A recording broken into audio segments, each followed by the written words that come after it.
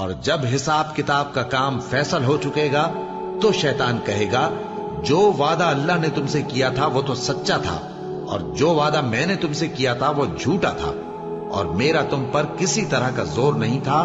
ہاں، میں نے تم کو گمراہی اور باطل کی طرف بلایا تو تم نے جلدی سے اور بے دلیل میرا کہنا مان لیا۔ تو آج مجھے ملامت نہ کرو، اپنے آپ ہی کو ملامت کرو۔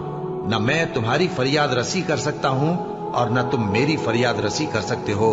میں اس بات سے انکار کرتا ہوں کہ تم پہلے مجھے شریک بناتے تھے۔ بے شک جو ظالم ہیں ان کے لیے درد دینے والا عذاب ہے، اور جو ایمان لائے اور عمل نیک کرتے رہے وہ بہشتوں میں داخل کیے جائیں گے جن کے نیچے نہریں بہہ رہی ہیں۔ اپنے پروردگار کے حکم سے وہ ہمیشہ ان میں رہیں گے، وہاں وہ ہر ملاقات پر ایک دوسرے کو سلام کہیں گے۔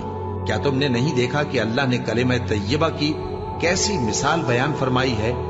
وہ ایسی ہے جیسے پاکیزہ درخت جس کی جڑ مضبوط ہو اور شاخیں آسمان میں پھیلی ہو۔ وہ اپنے پروردگار کے حکم سے ہر موقع پر پھل لاتا ہو، اور اللہ لوگوں کے لیے مثالیں بیان فرماتا ہے تاکہ وہ نصیحت حاصل کریں۔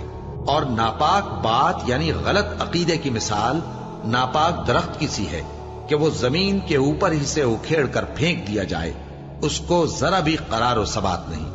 اللہ مومنوں کے دلوں کو صحیح اور پکی بات سے دنیا کی زندگی میں بھی مضبوط رکھتا ہے اور آخرت میں بھی رکھے گا، اور اللہ بے انصافوں کو گمراہ کر دیتا ہے، اور اللہ جو چاہتا ہے کرتا ہے۔ کیا تم نے ان لوگوں کو نہیں دیکھا جنہوں نے اللہ کے احسان کو ناشکری سے بدل دیا اور اپنی قوم کو تباہی کے گھر میں لا اتارا، یعنی دوزخ میں، کہ سب ناشکرے اس میں داخل ہوں گے، اور وہ برا ٹھکانہ ہے۔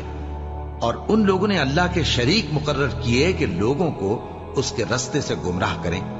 کہہ دو کہ چند روز فائدے اٹھا لو، آخر کار تم کو دوزخ کی طرف لوٹ کر جانا ہے۔ اے پیغمبر، میرے مومن بندوں سے کہہ دو کہ نماز پڑھا کریں، اور اس دن کے آنے سے پیشتر جس میں نہ اعمال کا سودا ہوگا اور نہ دوستی کام آئے گی، ہمارے دیے ہوئے مال میں سے پوشیدہ اور علانیہ خرچ کرتے رہے۔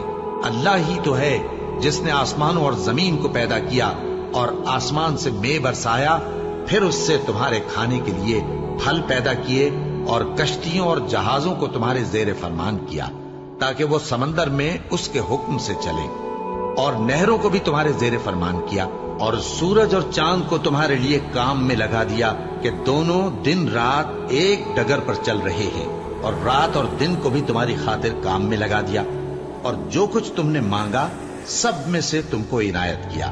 اور اگر اللہ کے احسان گننے لگو تو شمار نہ کر سکو، مگر لوگ نعمتوں کا شکر نہیں کرتے۔ کچھ شک نہیں کہ انسان بڑا بے انصاف ہے، ناشکرا ہے۔ اور جب ابراہیم نے دعا کی کہ اے میرے پروردگار، اس شہر کو لوگوں کے لیے امن کی جگہ بنا دے، اور مجھے اور میری اولاد کو اس بات سے کہ بتوں کی پرستش کرنے لگیں بچائے رکھیو۔